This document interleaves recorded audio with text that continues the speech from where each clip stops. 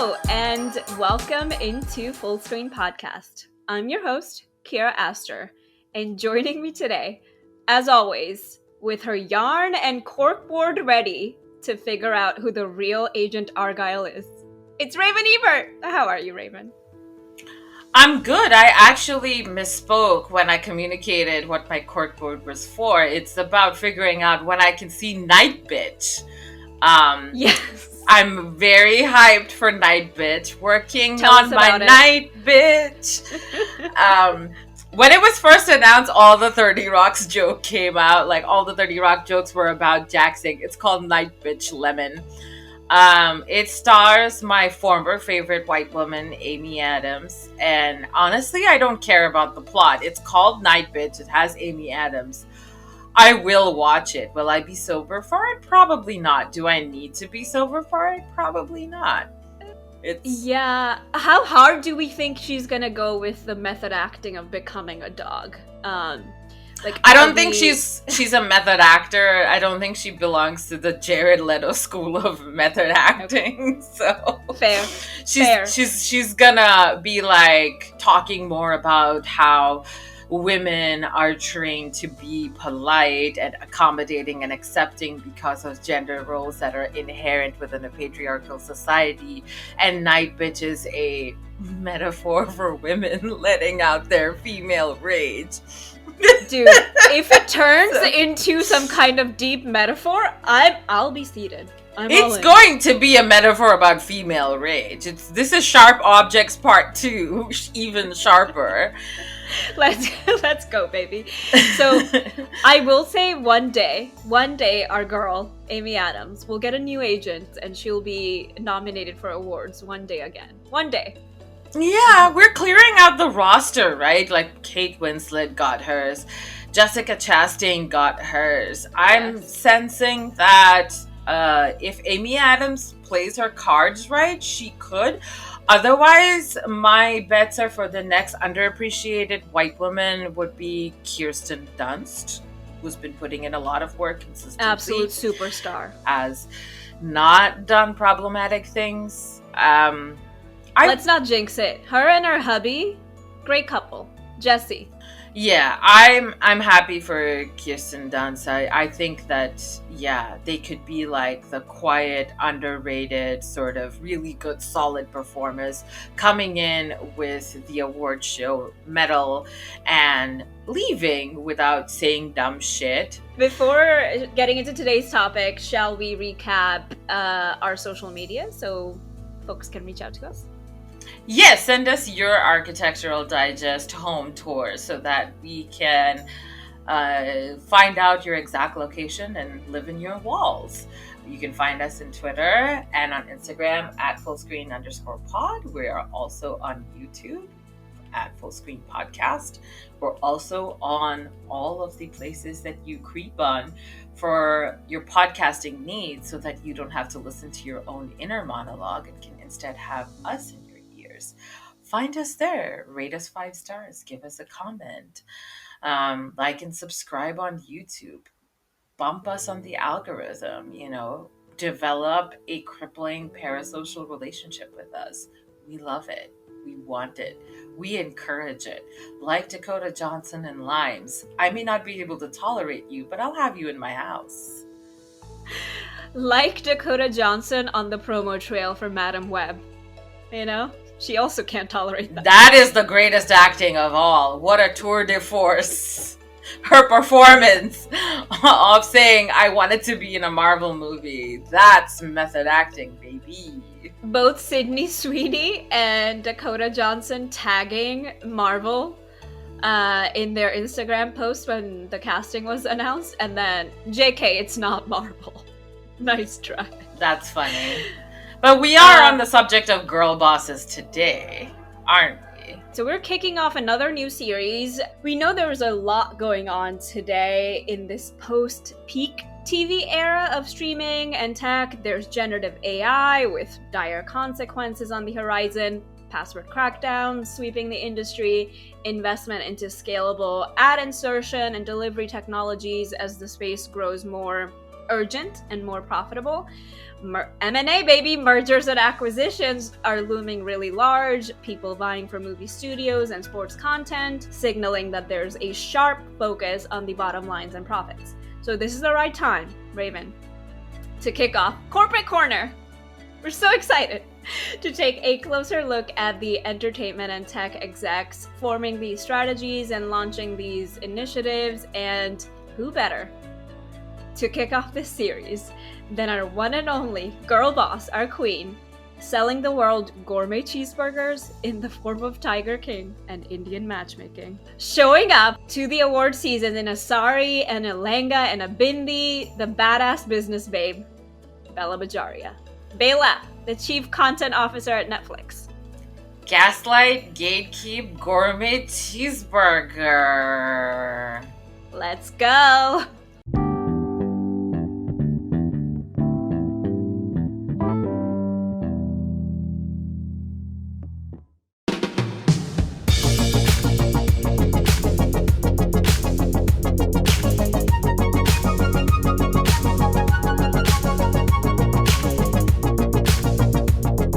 Welcome to the C-Suite spotlight. Ignore that doorknob made of solid gold. It may or may not lead to a money bin for all the C's to take a load off, you know?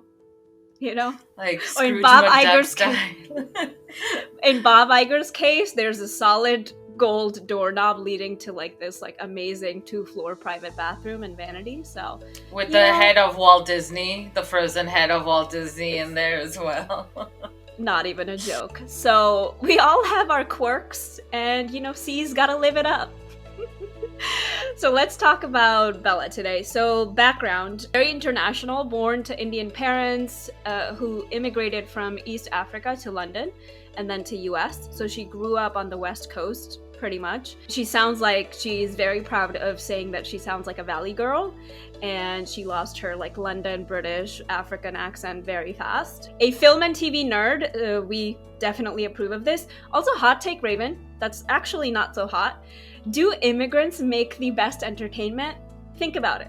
The refuge provided by stories as they fit into this new culture, this new paradigm shift in their lives, sort of becomes like part of the core DNA. You know, we talked about in Lord of the Rings. I think, again, like, it's not just the immigrant experience. I think if you are a cultural minority wherever you grow up, and you're looking for escapism from your surroundings, I think you do tend to have a very rich inner life that you translate, a creative outlet. But then again, I feel like this narrative feeds into a very toxic outlook of that every artist must feel great pain, and I don't think that that's necessary. Correct. Get your help.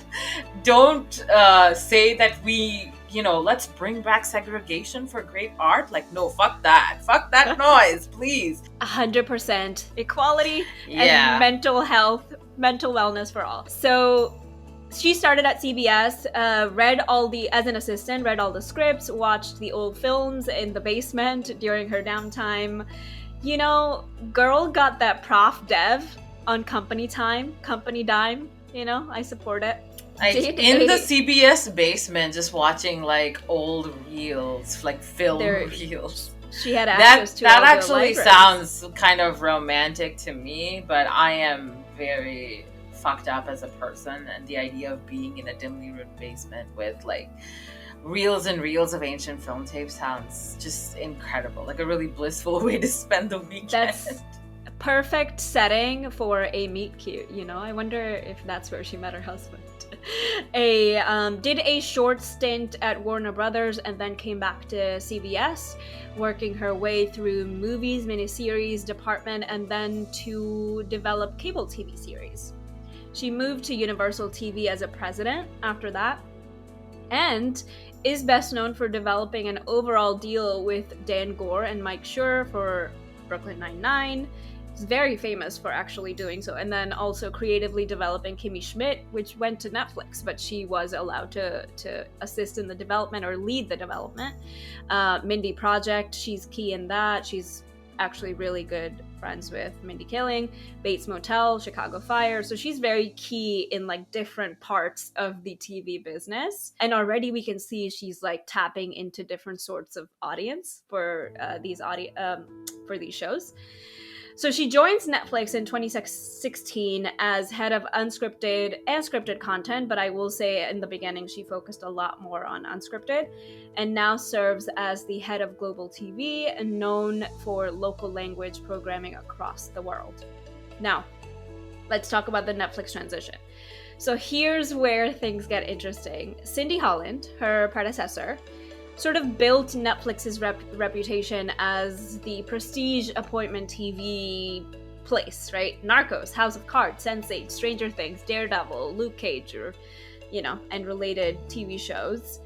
However, as the world evolved, our boy, perpetually scared of defrauding investors and going to jail, the one and only Ted Sarandos. Jail Ted Sarandos. I don't know what for. Jail him first, we'll figure it out later. Reed Hastings is safe, Quote, went with the one who he felt best embodied Netflix's breadth of programming and increasingly global focus, end quote. And Cindy Holland was then ousted and Bela took her place. This is all from a fascinating profile, which both Raven and I love. It's by Rachel Sim for The New Yorker. It's titled, How Much Netflix Can the World Absorb?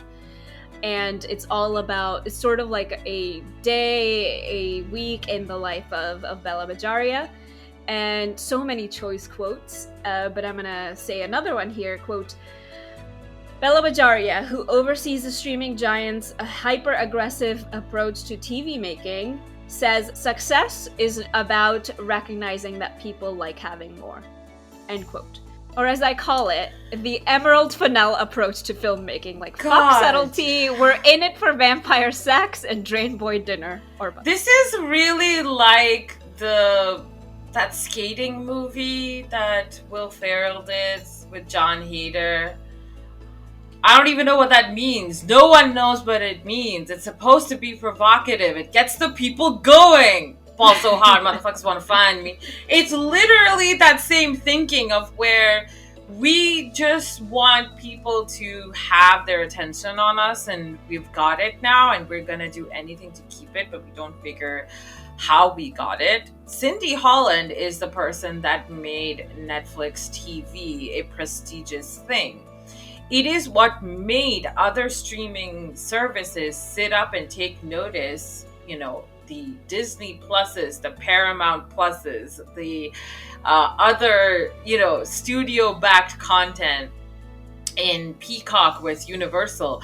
All of that came from Cindy Holland making streaming particularly lucrative for television. That was the format that people began, taking in the deluge of content with binge watching, Bela just dropped the ball after that. She took that mantle and was like, well, now that we have competition with all of these other streaming services, we're not elevating what we're putting out there, we're actually going to dilute it. And that's my big beef with her. I know she's probably vegetarian, but I still got beef. And I think, again, and you'll keep going into this point as you're profiling her, the level of highlighting that everybody does, where Bela is called everything from just not an intellectual to not intellectually focused to just she's just there's no money in being smart. That's why it doesn't pay to be intellectual. Let me finish.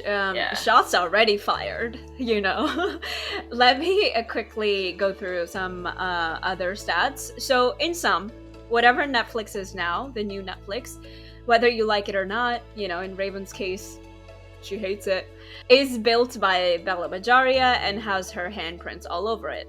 I want to quickly go through the latest figures for Netflix. So subscriber growth for Netflix as of Q3 2023, and this comes after ad tier launch. This comes after the password crackdown, the hyper-aggressive focus on growth, and lots of cancellations. So subscriber growth actually rose by 9 million in Q3. 30% of the signups in Q3 were to the new ad plans. It's, I think, $6.99 or $7.99 in the US. And now the subscriber count of Netflix is totals around 250 million worldwide, 25 billion in revenue in the first 3 quarters of 2023. And Bella's salary, you ask?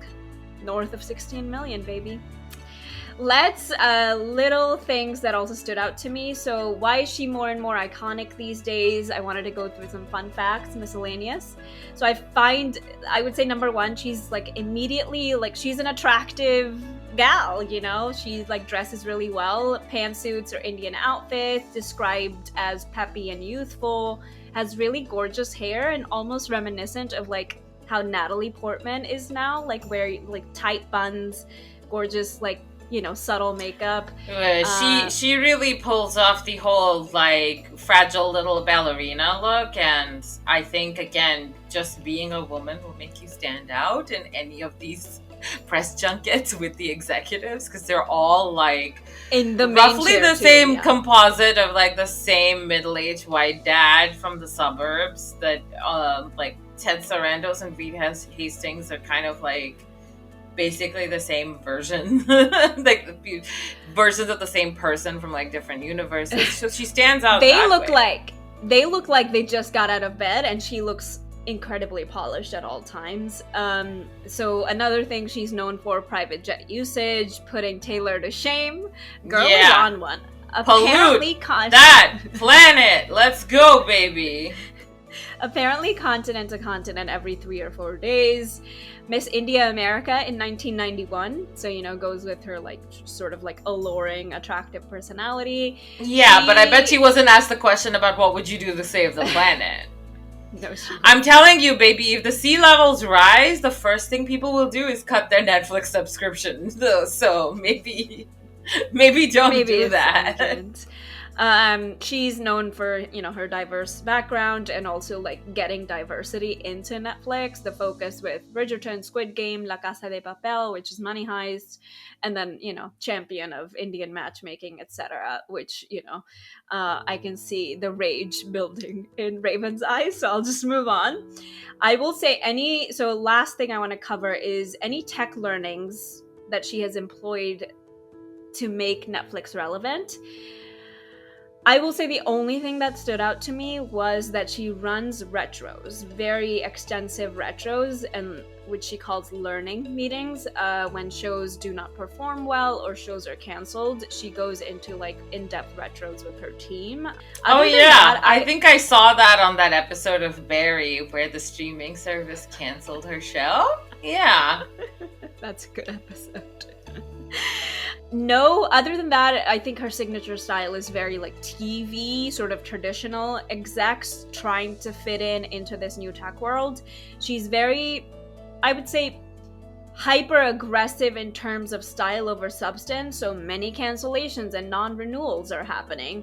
Allows them to move fast, but also sever relationships with creators so rapidly. I would say like 1899, I remember, while not my cup of tea last year, 2022, it was very trendy. People were into it, and immediately like it was canceled. I'm spiraling into a deep hole of trauma with this. She keeps her eyes on the prize, scalability and replication. So this is the product enablement piece for people in tech. Different language packs in the code and programming different locales. But same formula, same approach. So she's doing product enablement, basically. Sports! She did it! So WWE, Raw, now on Netflix, exclusively. So good for them, they got some sports. They got a live award show, so SAG Awards will now be... Baby, WWE isn't sports. It's more drama. She just bought a new drama series. It's a Vince McMahon drama. The Real Housewives of Beverly Hills is more sports than WWE. I will say she also led the SAG Awards. Now Netflix also has SAG Award rights, and SAG Awards will be airing on Netflix starting 2024. Last thing I will say, with the news of Scott Stuber, the chairman of Netflix Films, or the former chairman of Netflix Films as of a week ago, being out, This is key in signaling that Bella's strategy is taking over Netflix C-suites. Like, her vision is coming to fruition. Scott Stuber, just to mention, he has been a champion of putting Netflix films like Glass Onion to theatrical releases and have longer theatrical windows. And it's signaling something that he's now ousted, and there's a focus shifting away from the theatrical film strategy at Netflix. Bella knows how to play. That's where I'll leave it.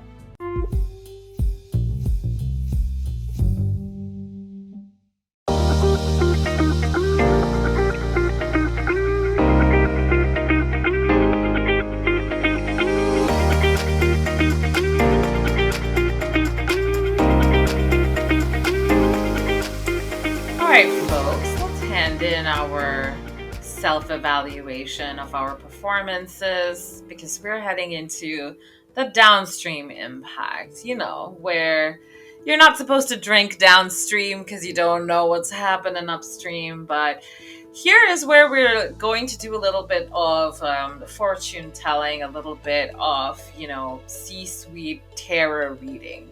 Reading the tea leaves of the future of streaming as they are shaped by the executives, because ultimately the C-suite, and the C word is chief here, guys. We're keeping it professional. Their decisions are ultimately what shapes the strategy that the company takes, which may or may not be guided by raw data, but ultimately it is them utilizing their professional experiences to be able to navigate. But the interesting thing here is that we're in a landscape that doesn't have a lot of precedents. And I am constantly confounded by Bela having such a presence here, because her ties with CBS, to me, reads very poorly for streaming. CBS, in my opinion, has made content that was defined in its uniqueness by being totally bland. The fact that it lacked uniqueness made it unique. Coming in hot. Go off, Queen. The NBC brand of comedy with, that golden age of The Office and 30 Rock and Parks and Rec, where they all had different comedy styles, but ultimately were sharp, well written, and often character studies, and had their own uniqueness about it. I take the example of 30 Rock and Parks and Rec, led by Tina Fey and Amy Poehler, to be completely opposite, where 30 Rock was embittered and corporate and showed the futility of not being able to make any changes in the system of television programming, where the same thing was also looked at in the much more real, much more present problems of being able to not make any changes in the system in local government, but it was seen through with optimism and hope, and that was the NBC comedy brand. CBS comedies are just boiled water. I just looked up in 2015 what were the famous shows of CBS because I couldn't remember anything. Well, there you go. That's enough. That's enough to say that. You're obsessed with pop culture. You're obsessed with media. And I asked you what was on 2015 in CBS, and you were like, let me fucking Google that? Yeah. Bitch, you know the roster of independent studios releasing things at Sundance, but one of the biggest network televisions in America, and you're like, I don't know her. Let me look it up. There's NCIS. There's CSI Crime Scene Investigation. I'm sorry, which NCIS? Which CSI? Bela's making Chicago Fire. How many other cities have fire stations that she's like, I'm going to make a franchise out of you fuckers? That has been her career, and that the fact that she's bringing that to Netflix at this time, again, I find that particularly interesting because of the shift in dynamics in the industry.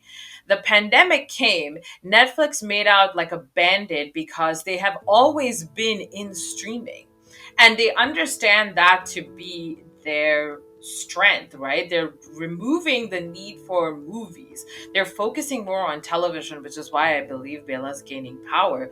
I think I talked about that more as well in our Emmys episode, where we were reviewing where the direction of streaming was going to with what we were seeing in the nominees. lowbrow Correct. comedies were my prediction in the Emmys, because Netflix Damn. did well in the comedy section. Netflix did perform very well overall with nominations in the Emmys. And she's coming here to like scrub that prestige sheen off of Netflix. And you know me. And you know when you sent that New Yorker article about where people at Netflix were fucking skipping the credit sequence to BoJack Horseman, to the Netflix executives not knowing who Princess Carolyn was. You knew this was going to be the start of my villain arc. Yeah. You knew I was just going to like rage out like a werewolf in the basement because you sent that to me. And I fully feel the disrespect. First of all, the credit sequence in BoJack Horseman are part of the storytelling process. I will say so. I think that signals that there is a shift in thinking at Netflix of like breadth and not depth. So they're thinking, how much more can we get and can we absorb? That's literally the title of the New Yorker profile. Yeah, I mean... But they won't know the details of it. And this is like, imagine doing a presentation to our leaders and describing a product you know zero about. You know, like... If I got a private jet that I was polluting the planet with by hopping from continent to continent and just going to Antarctica, because I'm sure that the scientists there also need to watch Indian matchmaking before they die, I think I would also have the confidence to sell this. But I think, of course, the biggest reason is that the dynamics are kind of going back to where they were in streaming, because these new streaming services that are budgeted and funded by movie studios are starting to now focus back on theatrical releases now that it's okay to go back to the theaters and watch movies again. More tentpole things are coming out. You know, I think Warner Brothers Discovery is literally taking the budgetary reasons for promoting Dune 2 and making sure it makes its money back in March, typically not the season for like big releases. And how are they doing that? They're putting a bunch of content on Netflix. They realize that they don't have the same reach. I think people signed up for HBO Max when it was HBO Max. They were getting to see like the movie that was coming out in the theater on the streaming service in the first 30 days. All of the things that they signed up for those types of streaming services for are gone now.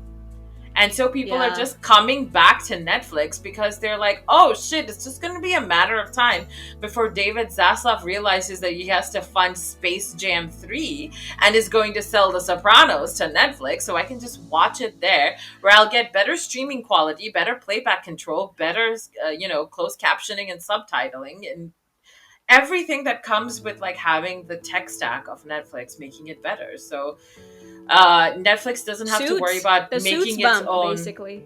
Exactly. They don't have to worry about making their own peak television again. It's going to be back to like the days of 2009-10, where it was just hosting great content that people were just watching over and over again. And Bela is smart. She's going to use the extensive data collection to understand what people gravitate to. Just like the decision making about like House of Cards, where they were like, people love political thrillers, people love David Fincher. They literally put it together through data points. Somebody is there on like an amplitude chart doing segmentation and saying, this is what people like. Let us give them something that contains all these major bullet points from the data that we have collected. And that's what I think. Again, we've emphasized the predictions on focusing on television because it not only is cheaper to make, it provides better ROI, right? You make one season of television that is several hours of content that people can go over, obsess over, get excited about. And this is the type of stuff that Bela is going to be following in data for saying, are we giving a season 2? Because that's not coming in. That's not guaranteed anymore. Like you said, she is very, very focused on being numbers driven, and I think that's the quote unquote tech aspect of her for sure. I do appreciate that she came out immediately and was like, Vince McMahon is not going to be involved in WWE. And as somebody who has dabbled with getting into wrestling and enjoying the soap operatic drama of it all with like a clear villain, like I love wrestling heels. They're fun to hate. It's the same reason I love like villain edits on RuPaul's Drag Race. It's the same energy. And I don't think that WWE is going to be hurt with like a feminine touch in, you know, making sure people, of course, don't get sold into like sex slavery, but also that basic things such as healthcare and mental health is covered with your employment at the WWE. So I'm good with that. But again, I think that Bela's rise to me signals more television, more content, less prestige. But it also means that Netflix is going to be the hub of a lot of other content being put on there. You know, there's obviously the free platforms like Tubi and Pluto TV that also cycle through a lot of content for free. So I think that if you're looking to stay on a budget, Bela is the type of executive that will make sure you get the most bang for your buck with your Netflix subscription. And she will say, keep that, watch Pluto TV, watch Sling, watch Tubi. Those are all free, so you don't get like fun things like being able to skip stuff or like skip the, you know, scrub the timeline and go somewhere. Their tech stack is not that great. But you can come to us and get, you know, all of this content from I think Warner Brothers Discovery is gonna permeate more and more on there. I think Disney is staying strong. Sony, of course, is going to continue putting things on Netflix as well. So Bela has all of this money, and instead of making like 2 great television programs, she's going to make 30 semi-okay programs. And I'm just going to go watch Killers of the Flower Moon again and cry. Yeah. Marty. So this new guy Marty who's on Letterboxd a lot. You heard of him? TikTok star? He's going places. He's think Francesca Scorsese's father, right? Yeah. I for believe him. so. I mean, I don't think it's cool to like ride your daughter's coattails, but he seems all right. Frankly indecent. But what you just said reminded me of this quote, so I'm gonna say it. So, quote, I asked Bajaria about her own favorite shows, but she was non-committal. She says, I mean, I'm a fan of TV. I work in TV. I watch everybody's things, she said, adding, people have different tastes, and I have no disdain for whatever those things are. What is quality? What is good versus not? That's all subjective. I just want to super serve the audience. End quote. If this isn't her personality, what is? This reminds me of so many things, again, where the candidate for vice presidency in 2008, Sarah Palin, was asked, which newspaper do you read? And she said, all of them. So none of them. Exactly. And this is the same level of trust where someone is just like, I like all food. If I meet somebody who can't do like their tiered rankings of like fast food joints, for example, I don't trust them as a human being. I think they're a bad person fundamentally if they can't tell me why they prefer Taco Bell. I think they're wrong. I think they're misguided. But if you have conviction and be able to tell me from your heart why you prefer Taco Bell over other edible options, I can respect you as a person. You're fucking wrong. But I respect that you have a stand. It's so interesting. She is she's been labeled as not an intellectual and yet has like, you know what's funny? They were like, don't say my name. So an anonymous source said she's not an intellectual, but she's bold and smart.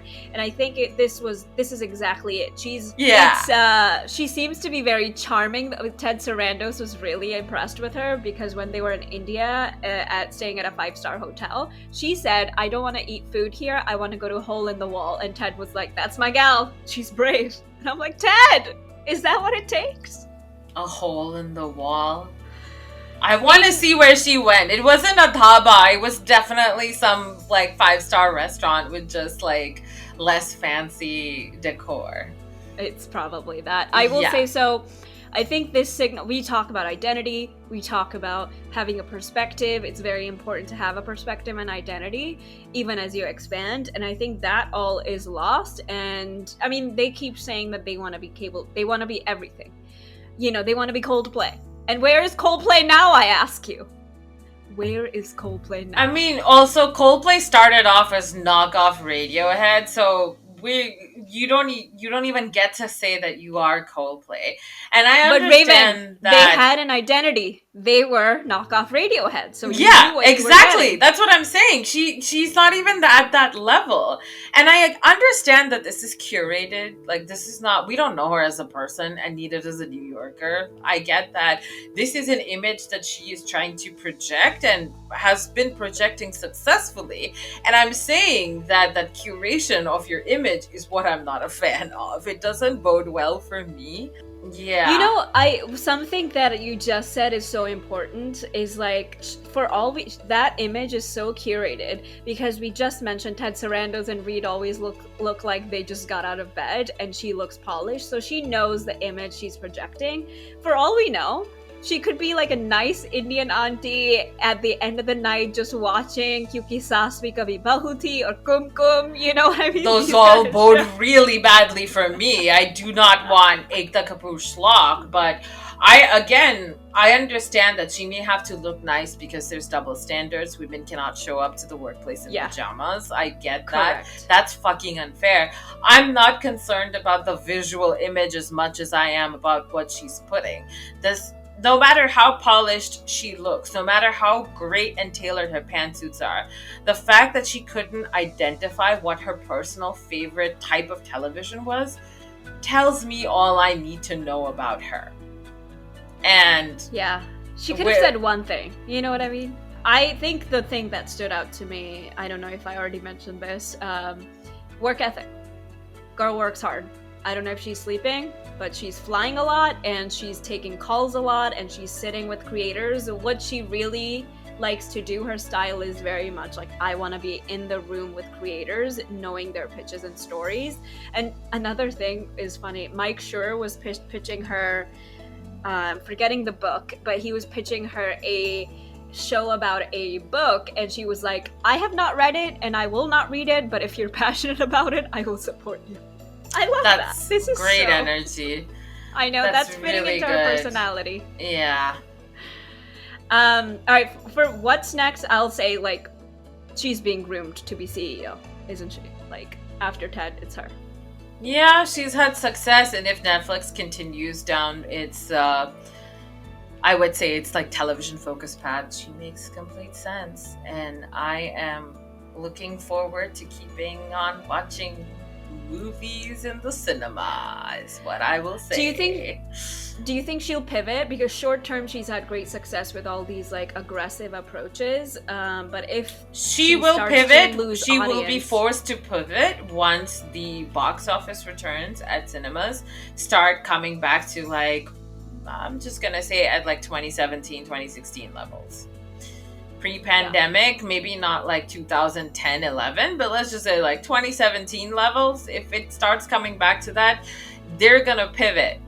You know, they'll be forced to pivot. They have to, and they're reading the tea leaves just as much as we are. So they're probably already putting like a pivot contingency plan. But yeah, I'd love to know what's next in terms of like Netflix, because they are still the top dog. They lost us a little bit, obviously, in 2020, 2021. They lost subscribers. People didn't know why Netflix existed as other services rose. And they've really market corrected a little bit. But, you know, Raven, you and I think it's a short-term boost. Yeah. I'm going to say it was going to happen anyway. Raven, you and I were talking off mic. It was going to happen anyway. It was going to happen anyway. Yeah. Ad tier or password crackdowns are just like maybe a little bit boost to it, but this sort of... I'm just saying, with Max putting out Barbie so late on the streaming service, same thing with Oppenheimer on Peacock, they know now where it's like, okay, there's money to be made at the theaters, so they're stopping the streaming first approach, and Netflix can come pick up that slack. So yeah. Joanna Vicente, who is the CEO of Sundance Festival, was informed about Scott Stuber's firing in the middle of an interview, and she was like, wait, what? Could not speak for a second because it shocked the industry. We'll see a lot more changes. There's, we mentioned generative AI, there's mergers and acquisitions. Could we see a world where it's net HBO, Paramount, sort of all combined? Toyota, Pepsi, Skynet, Halliburton, Trader Joe's. Where did I get that joke from, Bella? Where did I get that joke from? Who wrote that joke? What show was that from? And it doesn't interest me finding out, but if you like this joke, I will support you. Oh my god. For next time, Raven, should we do another corporate corner? Because I'm interested in covering Jason Kilar. I know we will, because you love to psychoanalyze CEOs, and I'm your enabler, so that is exactly what we will do. But I was thinking about how you were talking to me again off mic about who Netflix's biggest competitor is, and that potentially could be YouTube. And we had promised to look into YouTube originals. So I think let's do that. That's the thread we should pick up after a good jam sesh on Netflix strategies. It'll be fun to go back. We forgot to mention at the top of the episode too, the TikTok UMG dispute going on right now is going to lead to check out our TikTok Reels, YouTube Shorts episode, guys. We go deep into the strategy at play in these companies. But what's happening right now is Universal Music Group. Literally all the artists are basically part of UMG, and they have pulled all of their catalog from TikTok because TikTok refused to pay, saying, quote, popularity was more important. In some ways, maybe for smaller artists, yes, but pay them. Good God. And so this, actually, looking from a business and product perspective, do you think Instagram Reels teams and Instagram music teams and YouTube Shorts, YouTube Originals teams, YouTube teams in general are just freaking out? Guys, this is our moment. Let's get into this with our YouTube Originals, because I feel like we can get a great understanding of what didn't work with their originals and why they pivoted and how it's been working out for them, because it's been working out great. Yeah. That's all for today. See you next time, full screeners. Bye. Bye, everyone.